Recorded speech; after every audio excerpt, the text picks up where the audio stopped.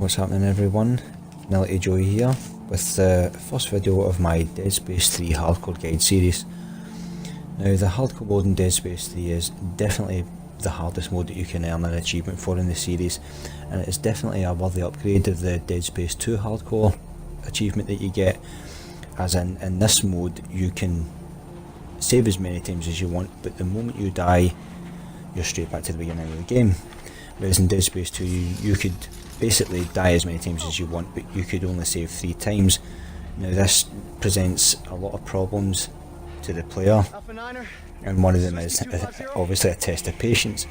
So hopefully by the time you've come to do this mode you've already done at least hard mode in Dead Space 1, possibly impossible, maybe tried impossible, definitely hardcore mode in Dead Space 3, and hopefully you've tried maybe Zealot as well, because these modes will kind of represent more of what you're going to get with this mode. And this mode will definitely test your necro skills at killing them basically, and also it's a very disheartening mode as well, because you could die 20 minutes in, you could die 2 hours in, you could die 6 hours in, and you could be really agened up for the playthrough, and the moment you die you're straight back to the beginning. But hopefully this guide will help you out and maybe give you a few tips and stuff like that. So let's get straight into the video and see where we get. So I've included a couple of bits in the video that I wouldn't normally include, but because of Dead Space's Dead Space 3's hardcore mode, I kind of found it a bit pertinent to add them in. And obviously I wouldn't normally add them in if you were doing it on easy or something like that, but this mode I think it's quite pertinent to add them in. So at this section I'm just basically demonstrating the way I would do it, which is it's fairly simple, pretty straightforward. Doesn't kind of require any kind of heavy thinking. Now beware, watch these flames, because I didn't know you could die from these flames, and I actually did in one of my hardcore playthroughs and I didn't know you could. So when you get to this section, I don't really do nothing, I just stay sitting suffering on my back for a bit. Don't shoot out the centre where the engine is, just sit where I am and then move twice to the left and keep it pretty simple. And my sack section taken care of.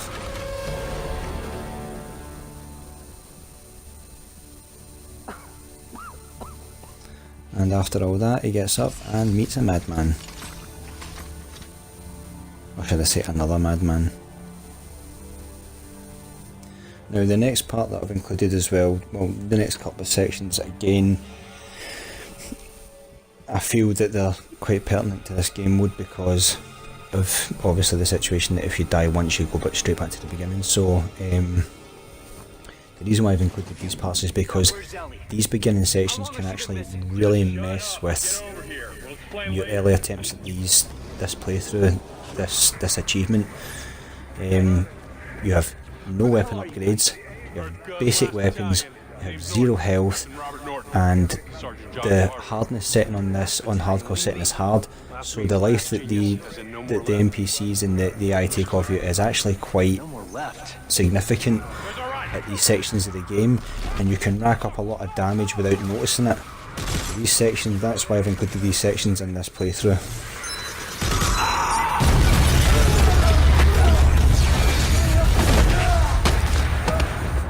Now this bit as well, this bit's also very pertinent to later on sections in the game, and I'll tell you why.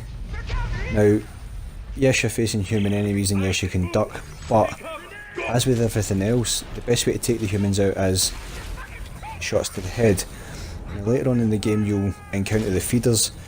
Now, the feeders are similar to the pack from Dead Space 2, but they're not the same in the sense that you can kill the pack by shooting them anywhere once with a gun, and you can kill a pack member by hitting them with another pack member. You cannot do that with a feeder. The best way to take a feeder out is to shoot them in the head. So you gain more practice by killing more humans, is what I'm saying. So the human AI do actually come in handy for the later parts of the game. So the next couple of sections that I've included, I've actually already included before. but obviously because this is a hardcore playthrough I've had to include them again. But they show you the importance you should place on taking the limbs off of Necromorphs and firing them back. Not only does that save you ammunition, but it also causes more damage to Necromorphs. Some of their limbs and the tools that they carry cause more damage to them. There we go. And again. Now you can do that with a plasma cutter. You can take a limb off, and if you miss with the truncheon or you miss with a limb, you can shoot the limb off, but it costs you 2 plasma rounds, whereas it costs you nothing to do it with, obviously, the truncheon or a limb. Now in this mode it's important to pick up as much as you can. I would stress at the beginning stage, pick up more ammo than you would pick up health. That saves you, as well as stasis. If you can get a hold of stasis, pick up as much stasis as you can.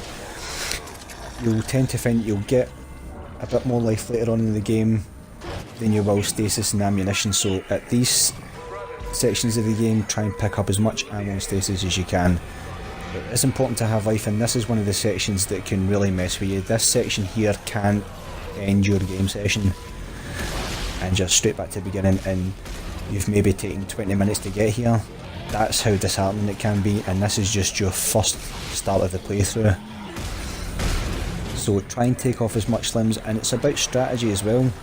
It's not just about knowing where the Necromorphs come from, it's about taking time, firing limbs, stopping, taking time, not staying still and just shooting aimlessly. Wait. Try and use as much as you can to your advantage, because you're going to need it. The more you can save in life, ammunition and stasis in the early sections of this game, the better off you're going to be later on in the later sections, because this game gets very hard in the later sections of the game. So it's more important just now to try and save your ammunition, save your life, and try and use what you have instead of just your ammunition.